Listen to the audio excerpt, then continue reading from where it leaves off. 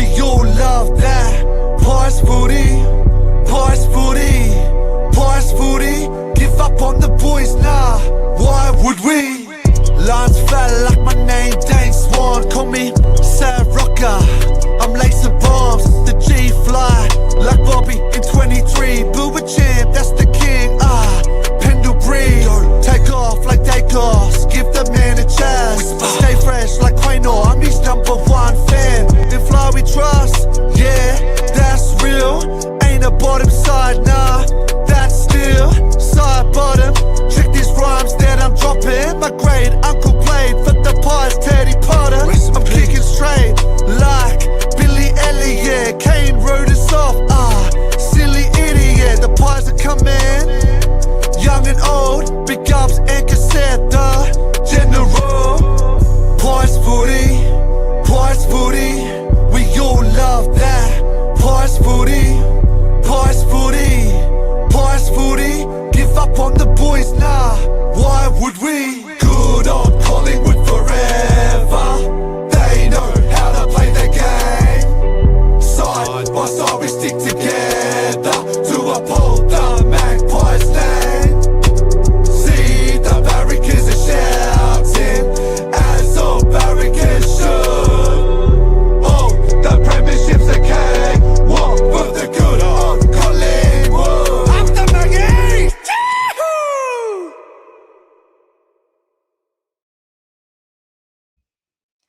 Ladies and gentlemen, welcome to the Pies Presser. We are proudly sponsored by TSNL Neon, Melbourne's trusted signage specialist for commercial LED and neon signage.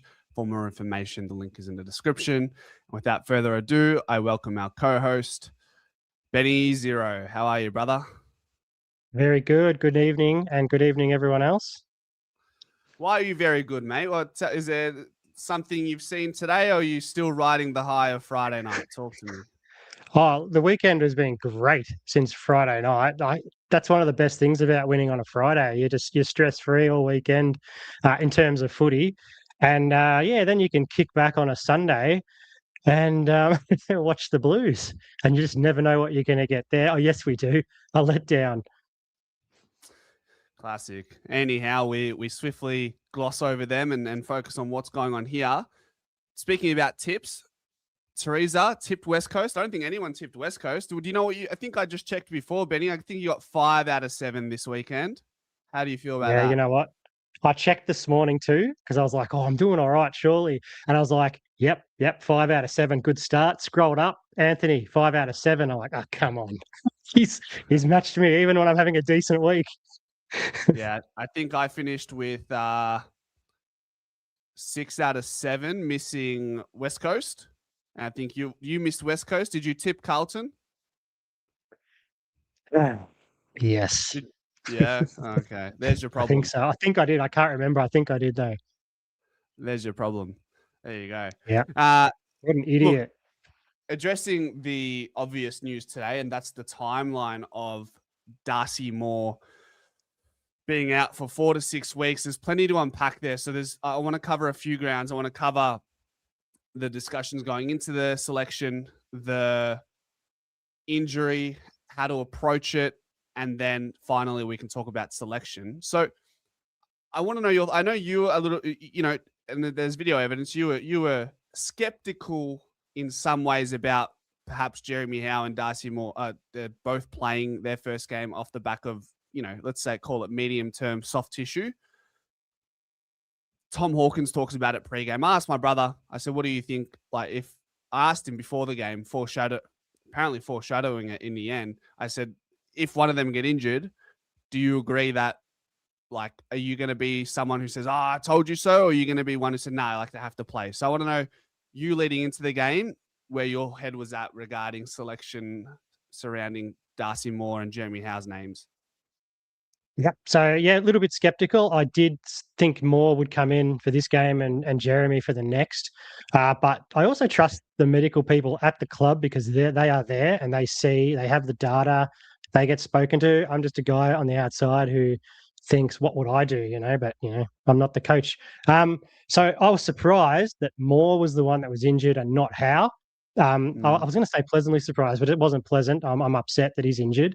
Good on Howe for getting through the game. And just a side note to that, before the match, you were asked how much time do you think they'll spend on the ground? And you very clearly said less than 70% for Howe. And when I looked at his time on ground, do you know what it was? What was it? 69%. You nailed it. Love that number. I didn't say that. Yeah. Yeah. There you go. There you go. You nailed it. Yeah. So good call on that one, actually. Yeah, Darcy. You assume they've been given all the ticks. Darcy's done Hemis before. He knows his body. They know his history. There would have been a lot of back and forth there. So ultimately, they got the call wrong. Did they get the call extra wrong, playing him for the rest of the game? What little time he was there. I think from my experience, I say that with not a lot of backing of expertise. It's more anecdotal and what you hear around the grounds. But when you do injure a hammy or a calf, it's happened in the last couple of weeks as well, where players are opting to stay in the game and play it out because they've been advised by the medicos, hey, you can't really do any more than what's already occurred. And with how fast the game is moving and how important every single rotation is in each game these days, I would be on the side of the fence that would say, nah, look, he needed to play it out. The injury is the injury. And then on the other side of the coin, as far as the conversation going into selection, like you, I was more anxious for Jeremy Howe. I was like holding my breath every time he was doing something explosive, kicking the ball, jumping, landing, twisting, turning, all the S&C sort of metrics that you look at when it comes to human movement. So that was my worry more than Darcy Moore. I trusted, okay, Darcy Moore has been through these situations before. I just had more of a confidence believing that Darcy Moore would get through. In the end, it doesn't work out. We're 1 from 2 from selection in that game. Do I feel a certain way in a negative fashion regarding the selection? I'm going to say no, because my head, get Darcy Moore through, rest him against Brisbane if he gets through unscathed and make that decision. I don't think Jeremy Howe plays next week either. And then you have continuity slowly building up in that way. So that's where I sit with it. Okay, so you were thinking as well that he comes in for sort of one game and misses the short break. Yeah, fair enough. Yeah, definitely. Yeah, I agree. I mean, that's why, I sort of posed the question and you answered it brilliantly. They put him on. They know he's, how are you coping? What are you feeling? If it felt like a tear, like a severe tear, they probably would have iced it and sat him down, He presented how he presented, and there is that argument that, can you do further damage? I mean, of course you can, but, they didn't think it would. So, and he didn't in the end, probably, because you don't go from nerve pain to a tear. It's unlikely. The tear was either there or it wasn't, it's unlikely anyway. So, yeah, I wouldn't, like I said to you before, I'm not going to poop on the medicos. They made a decision based on what they had, and that's pre and during game. I'm sort of backing them because they presented fine, and it was very odd. Also, yeah, like you said as well, add in that bursa on his knee, you're starting to get data in that doesn't make a lot of sense without the scans to back it up. It's hard to diagnose a bursa. It just feels like pain. Yeah, so I wonder now, moving forward, what's the approach? Do we put him on ice? We're hearing 4 to 6 weeks, but is there a world where we send him to Dubai and he does the Jordan De Goey treatment and these sort of things and work on his mechanics? I mean, we won't get too techie with it, but he has, he's got some pretty strong running mechanics that bias the hamstring. He likes to flick his heels up, and we won't get into that too much, but just sort of asking the question, do we send him somewhere or do we just keep him in Melbourne and say, you know what, 6 weeks at the very least, and then we'll get back into it and see how we go? So the chatter about like how many weeks and stuff, and they say 3 to 4. But when I was looking at the fixture, and some people have said come back for the Hawthorn game, too soon for me, really. I'd be and even though we'll be doing that off a 5-day break off of Anzac Day, I'd still just say, nah, hold you back. If whoever's his replacement, if they're doing serviceable, leave them in. Let Darcy get that block in and get at 100% Mickey Mouse, and maybe bringing him for the Geelong match. So that's 5 games he misses. Okay, so I'm going to pop up our fixture. So we are at the today's the 29th of March. Brisbane into Freo at home. At Gather Round, sorry, at Adelaide Oval. 3 weeks makes it against Carlton. 4 weeks makes it against Essendon. 5 weeks makes it against Hawthorn, who are a super fast team. And you bet your backside that he'll be doing a lot of dog running in that game if he was to return. Maybe you're looking at I reckon like you could say Geelong into a Sydney, but that's a 6-day break. Maybe if you want to be ultra precautious, you West could Coast. argue Sydney into the West Coast, which is off the back of an 8-day break. Yeah. Look, that's a very good recovery sort of period for him. So, yeah, I mean, they'll know best. Your thinking was kind of play this week, miss the Brisbane game. So if you apply that to then, yeah, you could say play Geelong, miss Sydney, skip the flight. Or is it up there? I think it's up there, isn't it? Yeah, SCG. Yeah, so skip the flight and play West Coast. Is that at Marvel? MCG, fortunately. Oh, so good. So you get a softer surface twice in a row for him, and he gets like the 13 days off or whatever. Then, if needed, that's not taking Sydney lightly because they've got a very fast team as well. So, yeah, look, all these things will be thrown up. If I get inside Collingwood selection head, I don't know if they'll have him skip a game. I don't know. Yeah, that's flip a coin territory for me. Yeah, but Okay. conservative would be an approach that's sensible. Watch this space. And now the final piece, which matters the most right now, selection. So no Darcy Moore. We're coming up against Brisbane. Brisbane have Oscar Allen and Logan Morris in the forward line. Ty Gallop is currently covering Harris Andrews in the back line. No Jeremy Howe as well. So let's factor that in. Maybe we'll leave the Jeremy Howe piece to the side and save that for Predictor 23 tomorrow. But specifically, Darcy Moore's role and little bits around that. What do you think what do you think Fly and the selection team will decide on going into the game against Brisbane? Firstly, I need to come up to speed. Did you just say Howe is definitely not playing? Okay. Tomorrow we talk about Howe. Yeah, okay. I assume he's not going to play. That's my guess. I'm not absolutely certain. Yeah, cool. But we can save that for tomorrow. We'll probably get an injury update tomorrow as well in the evening. So we'll hold our breath there. But let's talk about Darcy Moore and selection around that name. Yeah, cool. So there's what we would do, and then there's what the coaches will do. So let's approach the coach's mindset. The easiest thing they could possibly do is just go Parker back in, right? Easiest thing they could do. They wouldn't even have to think about it that much.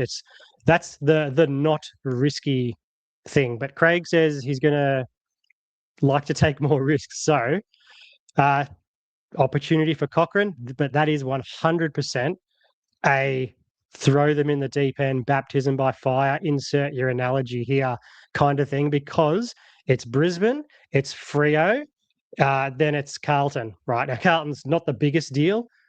They got Mackay and a few of the others back there, but that's a job for Frampton. But the other two, the first two, seriously good teams who move the ball and have good forwards, many good forwards. So that is definitely a baptism. So That's my thought. There's what the coaches think, what we think. What do you think?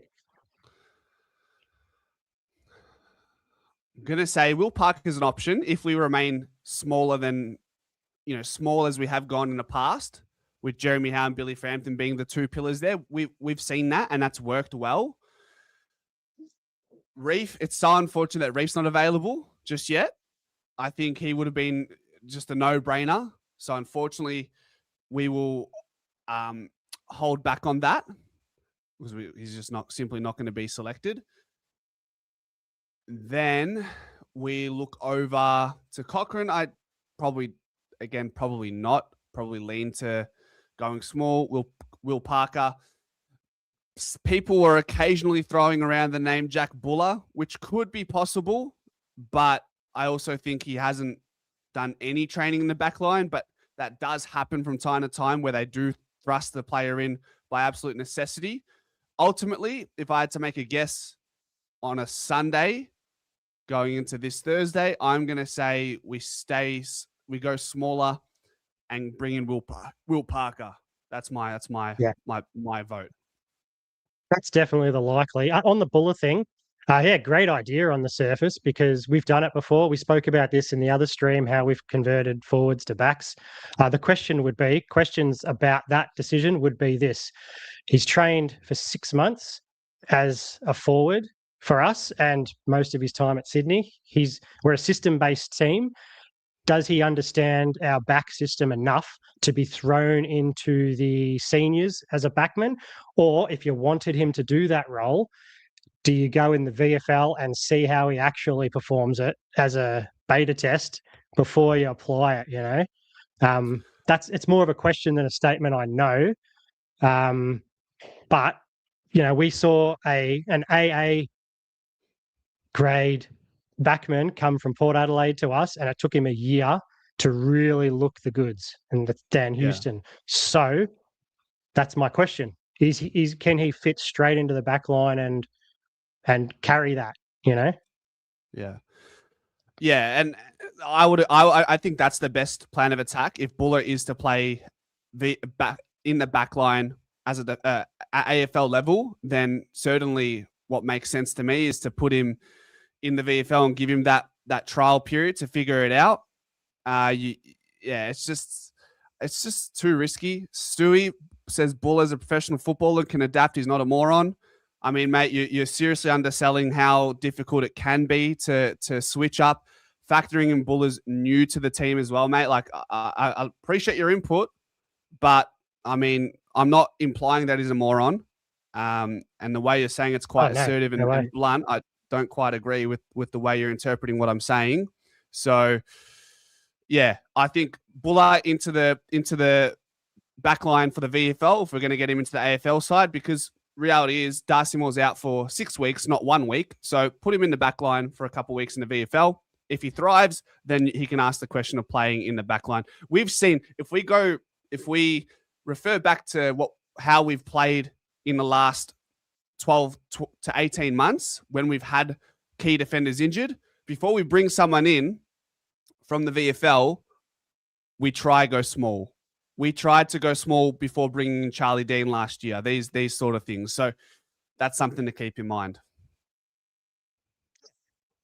Yeah, it's like we've done so many forward to back conversions ourselves within our club.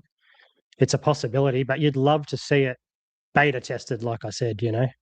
Yeah, definitely not implying Buller can't figure it out. No way. Like, you know, everyone can figure something out if you have a crack and do it. Yeah, and Zaza brings up a good point. We are saying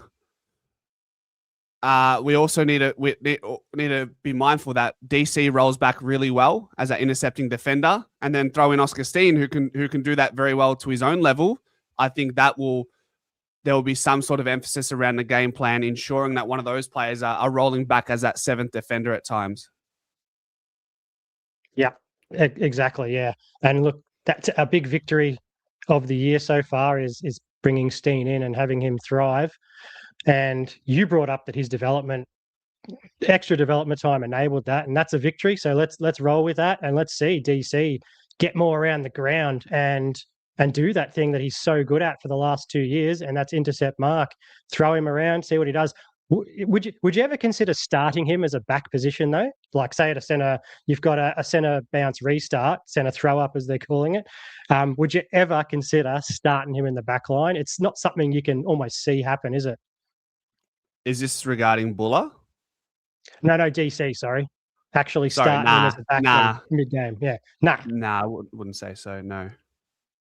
Yeah. But yeah, it's a good chat. I think this is probably a conversation that will probably persist for the next couple of weeks, at least when it comes to figuring out what the right game plan or what the right personnel is while in Darcy Moore's absence. But let's move Oh, yeah. to some fan takeaways, trying it a little bit differently for those in the chat. So, why is the video of Steen's goal 4 hours long, says Zaza? Thanks to the 2. That's a good one. Obviously, watching it over and over again. I like that. I had to think about what you said just then, but that's okay. Very good. Sharp by you, Zaza. Sunday evening. Couple of fan takeaways by way of the Pies presser. So, Benny, question without notice, or a statement without notice from Mountney 3. Lipinski must have photos of Fly. Yeah, not the first time I've heard that one going around. It's clever, implying that he keeps getting selected because he has dirt on Fly, and if he doesn't, he'll release it. Yeah, quite funny. Lipinski does have a real gunshot, flat, inside 50 kick that when he pulls that off, it's fantastic. And he, for a while last year and the year before, he was pulling them off nicely. He's clearly a favourite in some way, and a bit of the data that might back it up. He runs a hell of a lot. He gets around. He covers positions. He's slowly starting to add the part of his game where he goes when it's his turn to go, say to a contest or make a bit of a collision or something. He's slowly starting to add that back in, which is great. He has been a punching bag for us even here, the last sort of 12 months even.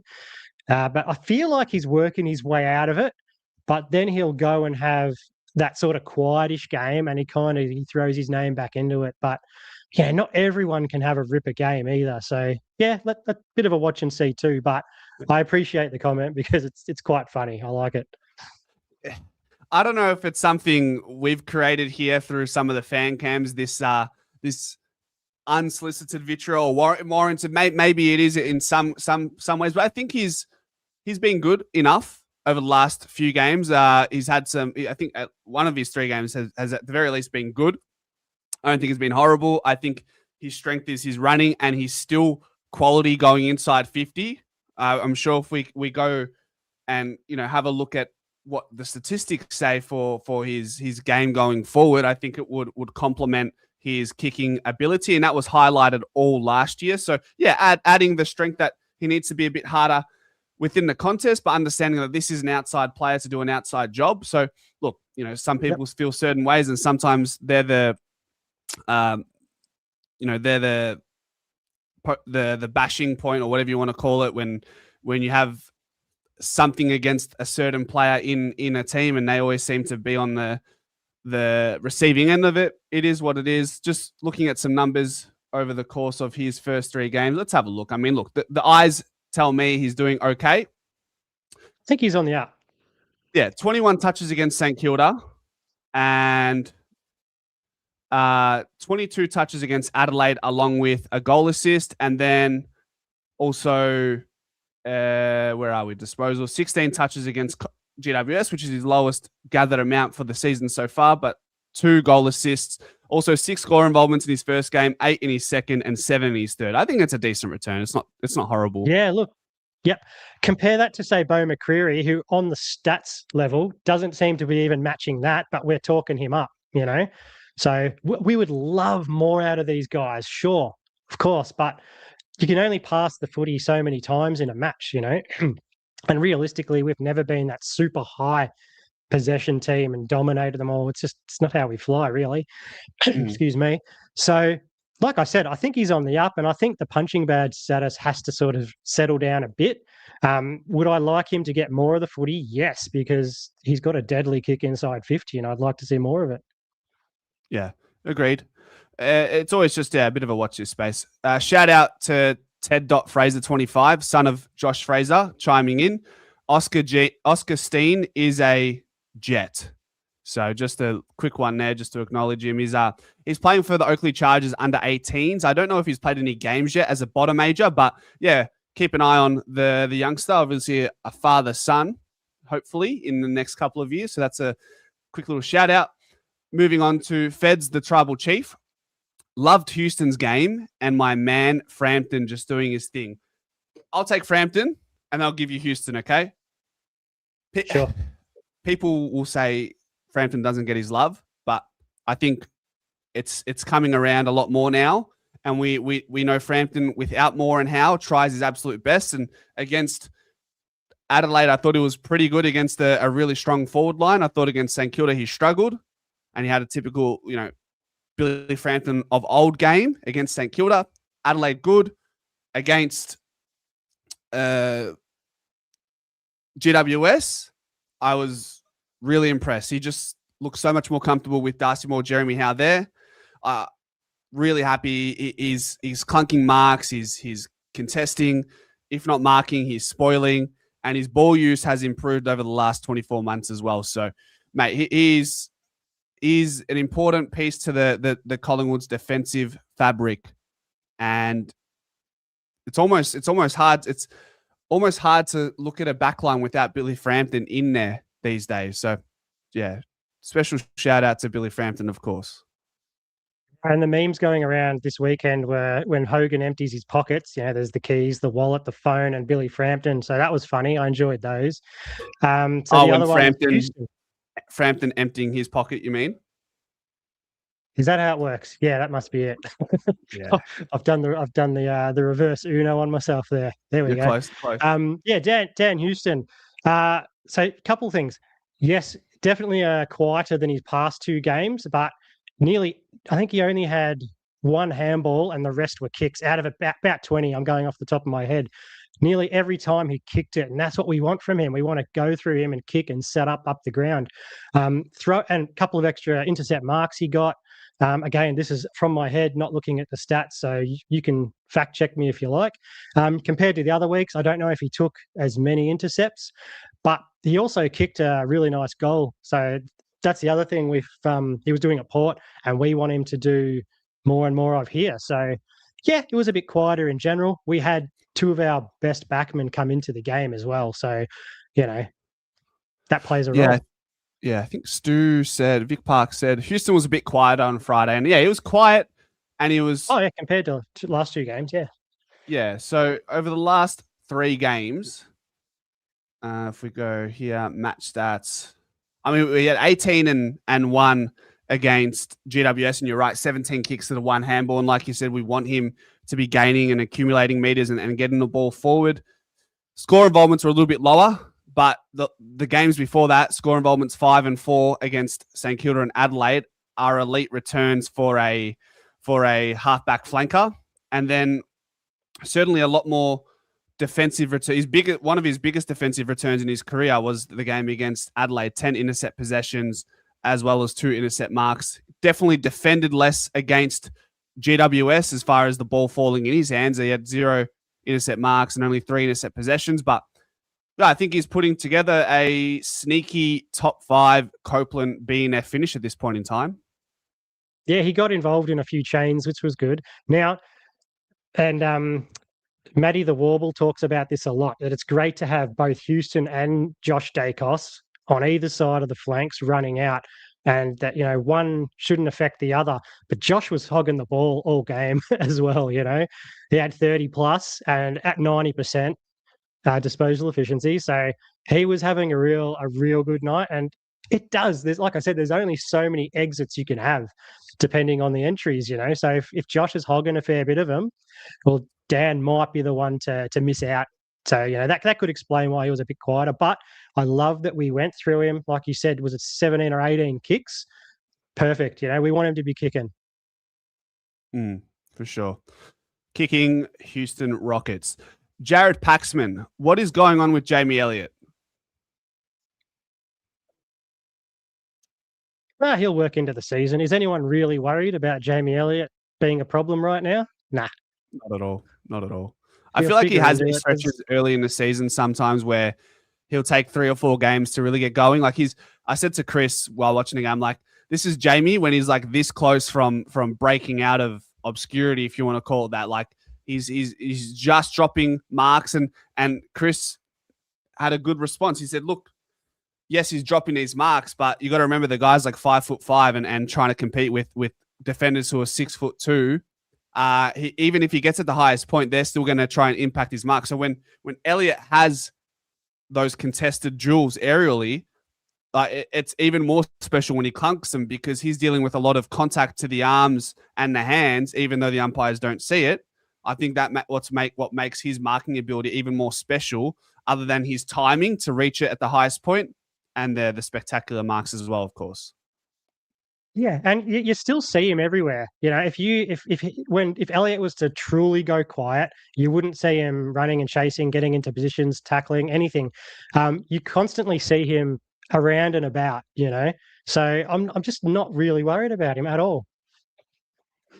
That's good. I'm glad everyone. I can see in the chat everyone's pretty much on the same page there. So nothing to stress about. No panic buttons there required at all. Next one we have, let's go with, okay, this is from Lynch _ unconvincing, bit sloppy, but 4 points. I'll go with this one. So I remember post-game show, I said the game against St. Kilda, I think I gave us a 6 out of 10 performance-wise. And then against Adelaide, I gave us a 4 out of 10. And I think I gave the game against GWS a 7.5, maybe an 8. I think a few days removed, I will stick with the 7.5. I thought we were efficient going inside 50. The conversion rate suggests that. Yes, there was a couple of maybe like 2 or 3 instances where we missed direct opportunities to score easy goals in quick transition. I can see that being seen as sloppy. But overall, I thought we were really efficient. I thought our pressure was great. And our defensive unit as a team, defending their ball movement, was key. Yeah, huge turnaround from the Adelaide game, I have to agree. Cleaner going forward, which enabled our forwards to do better stuff, you know, from better positions. And one of the best things we did, you know, we're controlling the game better when the opposition has to take their shots from worse spots. You know what I mean? And they did. They were taking wide kicks from further out, and they couldn't capitalize on their sort of earlier ball movement because we pressured pretty well their entries. That to me says we're playing Collingwood footy, and because we always have high inside 50s, right? But if we force them wide and shallow, then that's us controlling. That's our version of controlling it, right? Yep. So I think this was a talking point maybe when you were on the show for the post game. Someone was saying that, you know, GWS had just as many chances as us, and they probably could have won. And we talked about, well, when the expected score comes out, we can reflect upon that even more. But the eye suggested, well, no, like they had tough shots, and we pushed them out to wide areas, as you've just said. So the score was 87-54, and we had 19 scoring shots for both sides each. Their expected score from their 19 scoring shots was expected to be around the 64-point mark. Collingwood's expected score for the 23 shots they took. Sorry, both teams. Collingwood took 23 scoring shots and GWS took 24. Our expected score was 82.6, leaving a plus-minus differential of 4 points roughly, whereas GWS were -10, scoring 54, where their expected score was 64. I made a bit of a meal of that, but what I'm saying is their expected score, despite the same amount of shots, was 18 points less than our expected score, taking the same amount of shots. Okay, and keeping in mind there's a hell of a lot of theoretical stuff behind these expected scores, and so we'll take it on face value though, but that's still a win. I mean, it's so typical of Collingwood to get a 12 to 3 goal, 12 goal, 2 to 3 goal. I was trying to say 12 points, 2 to 3 goal win. That's so typical of us, isn't it? So, and like quite often we will dominate or control a game, and it doesn't reflect on the scoreboard as much as we want. That's what we complain about so much, you know. So, yeah, sure, take a couple of goals off our lead, but you know, in reality, what really happened? Yeah. I've got a little fun segment I want to try here, just off the cusp. Tell me, Benny, in your eyes, according to Champion Data, who was the second highest rate? And chat as well, but Ben, I don't want you to look at chat. Chat, tell us, and Ben, Who was the second highest rated player for Collingwood against GWS? According to Champion Data, Yep. they might give it to Nick because of his lower disposal efficiency. Nick was the highest rated player for the game. Just brute force. All right, Give me one more. Well, then Josh, because I would have thought they might have swapped Josh and Nick because Josh had such high efficiency. So I'll go with Josh for second. This is going to surprise you. Okay. It was like actually big prize or hang on. Can I have another shot? Is it side bottom? It's not side bottom. Okay, that's it. I lose. Lockie Schultz. Oh, legend. Some bloody acknowledgement. That's grouse. We love to see that. 17 touches. He had a few clearances, didn't he? Yes, 3 clearances. I think 1 centre clearance, 2 stoppages, a bit of midfield time. I think he may have attended 1 or 2 centre bounces, but we'll see that from time to time. 7 score involvements, a goal assist. He's been incredibly accurate in front of goals. I know it's early in the season, but his conversion rate is 77% right now. So maybe he's going to have a Tim Membry type of year in front of goals. Yeah, nice. Yeah, I'm glad he gets some acknowledgement. And look, Champion Data system is very deep, so it's quite hard. You know they have very different weights for different types of disposals, where they are, all that sort of stuff. So it's quite in depth. You know, when Hoyne comes out and has a chat midweek about stuff, it's sometimes you go, oh wow, there's a lot to take in. But good on Shooter because we rate him highly, right? Yep.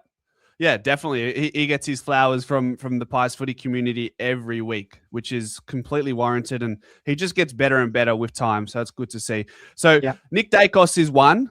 Lockie Schultz is 2. Can you give me 3, 4, and 5 for the Pies? Yeah. Oh, come on, Josh, he must be 3, right?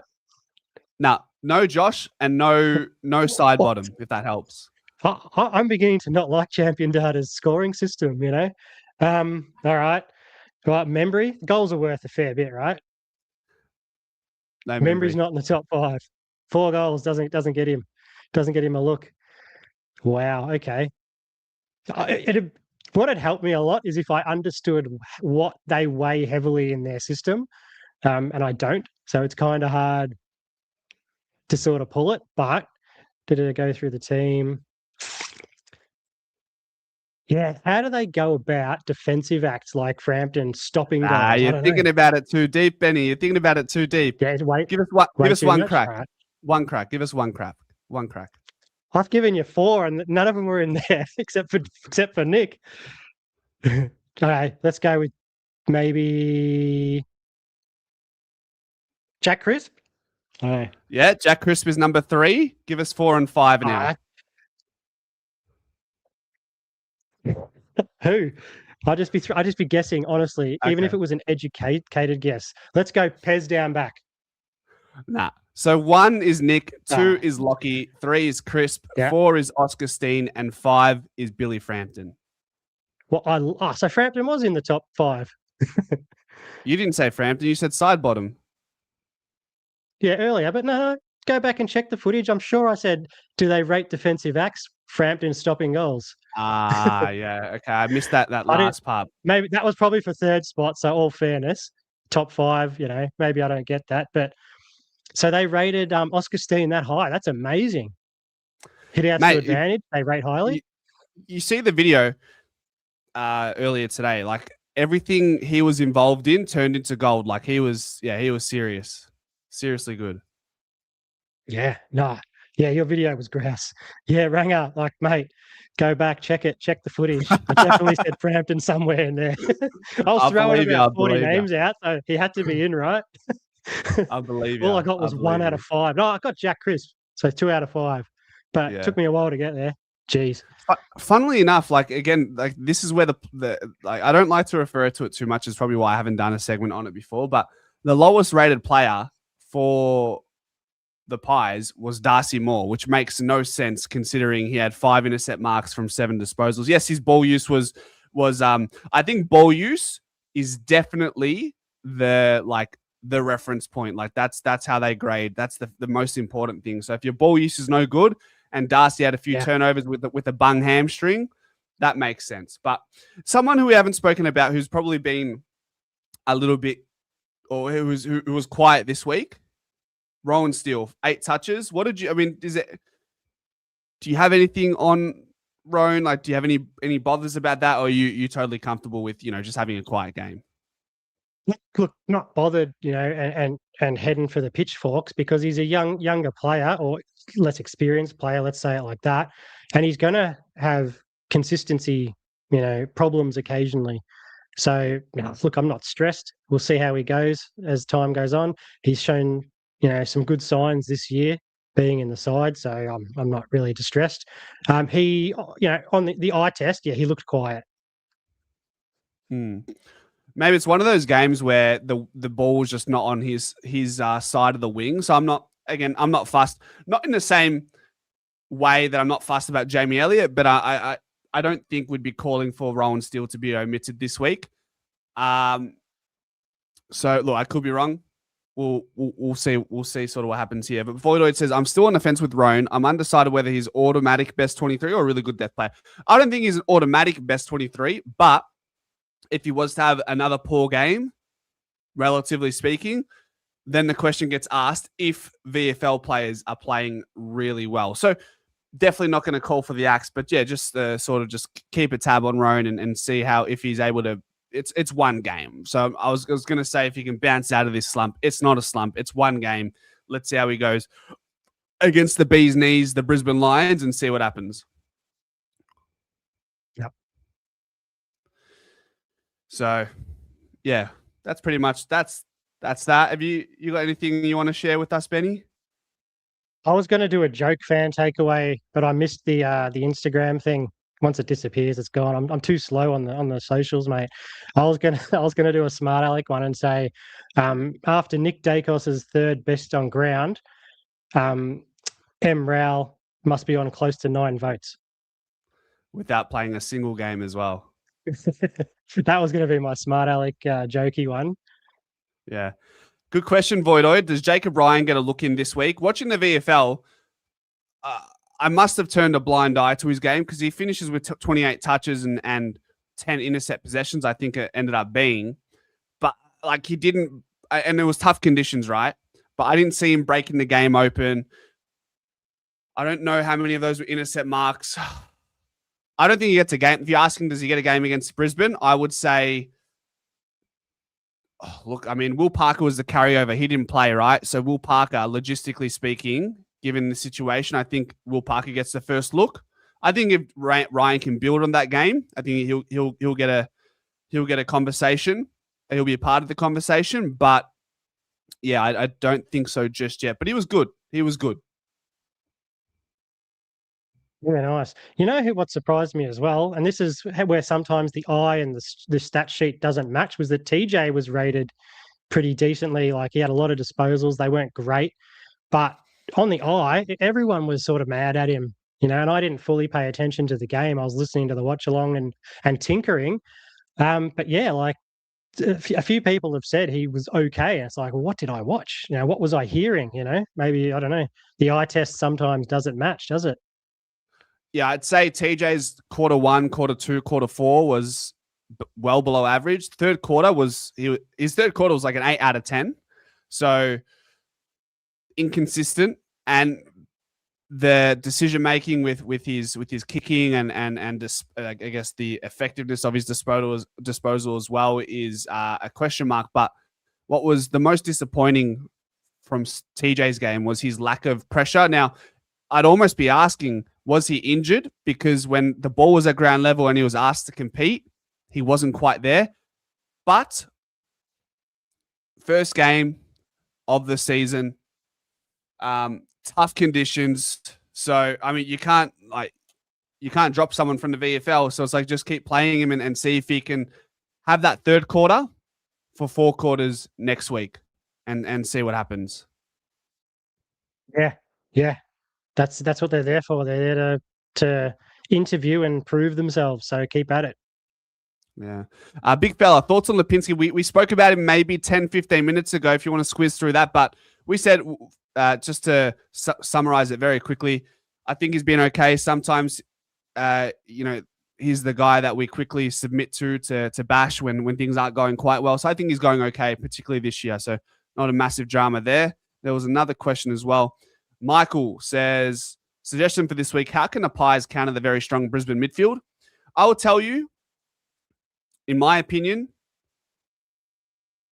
even if we lose the contest and the clearance, we haven't always depended on needing to win that statistical category, and that's proven over the last few years.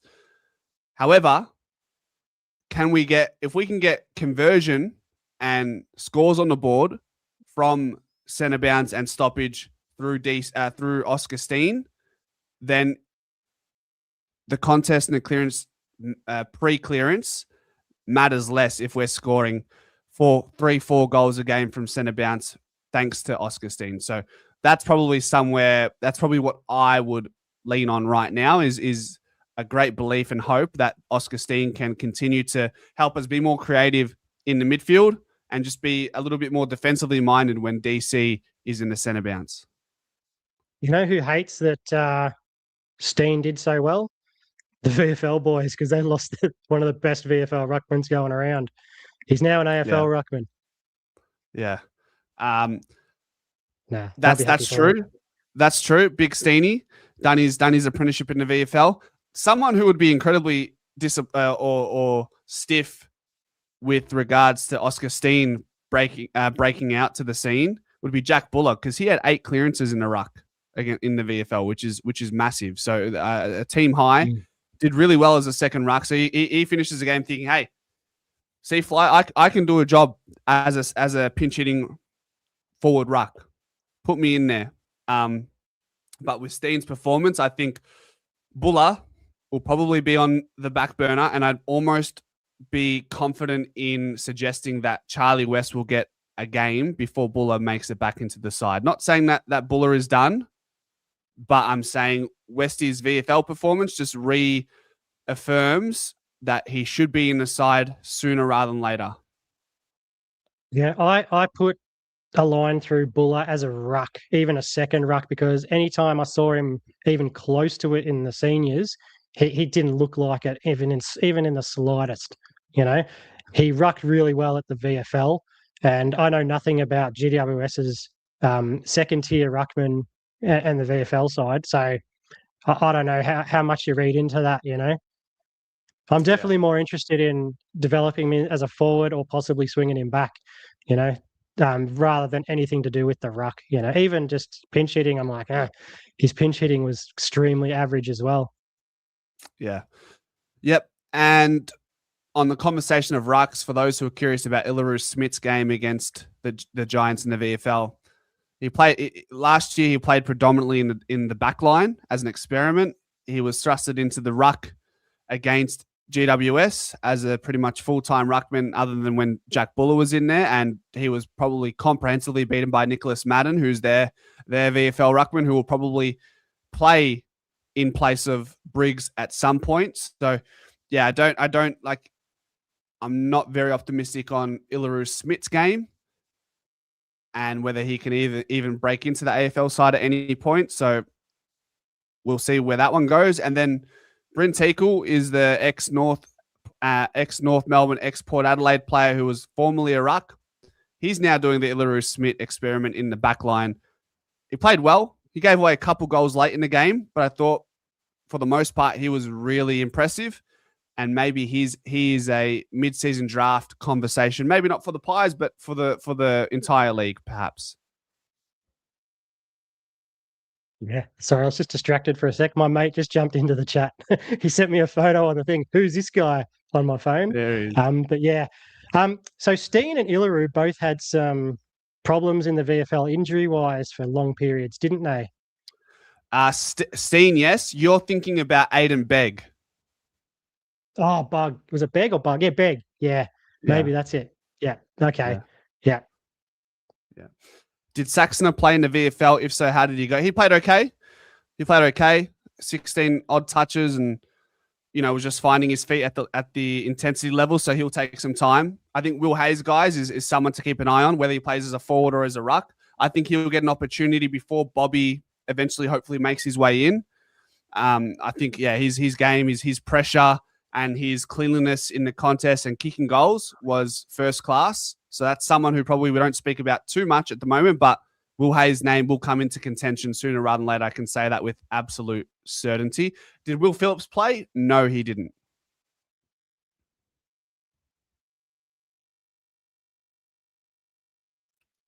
Nothing on that, Benny? 1 sec. You're all good. You're all good. Did you just say whether... No, so I meant to say... So Teresa's asking, did you just say whether Hayes plays as a forward or ruck? If I said that, I mean to say as a forward or a wingman. I think he can do either of those roles. He was playing in the national champs as a winger for Western Australia. So I know he's got some form of running patterns there. But yeah, just watch this space. Just watch this space. That's all I'm going to say about Will Hayes. Voidoid says Anderson looks a bit slower than I realized he was. I felt like he was good in some environments throughout the course of the VFL game. And then there were some moments where you go, okay, wondering if the speed will be an issue, but ultimately, like, you don't have to have speed everywhere. I think if Angry Anderson comes in, it's much the same conversation last year. Can you have Anderson and Ned Long in the same side at the same time? Probably not in this current economy of the AFL game style. Yeah.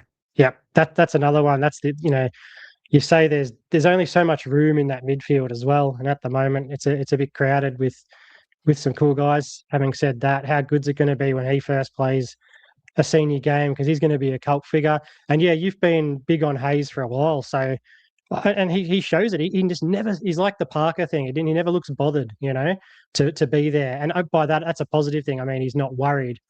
So yeah, I think yes, Hayes is definitely a future lock, I would say. Anderson, Swadling, all those guys.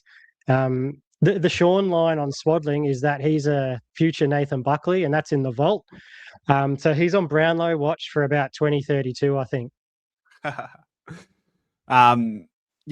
Will Hayes has that cool nature in and amongst the madness that is, a game of Aussie rules. So, really, really happy with how he's going. And big fella, Reef really impressed me in the little game time he played. Absolutely.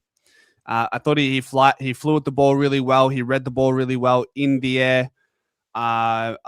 It's not something I saw last year in preseason as much. And I think, this year of building his body and having some time to reflect, I think he's gonna take every opportunity he gets this year, and hopefully, I mean, he's contracted until the end of next year. So I think if he has a great year, I think you give him his reward, and that's a contract extension. I know it's very early, but really positive signs in the short amount of game time that we got from Reef against the Giants. Yeah, two things with Reefy why I hope he succeeds. One, it's great to have a tall, strong, an extra backman we can have to come through the ranks, and as our boys drop off, to have more there fighting for the spot is fantastic. And the second reason, I don't want to have to deal with poor Zaza crying in the comments, like genuine tears coming through the screen. Like, it breaks my heart, man. So there you go. All right, ladies and gents, I think we conclude for the night. We'll be back tomorrow for some Predicted 23. Thank you for all joining us on this Sunday evening. I appreciate you all. And as always, ladies and gentlemen, go Pies.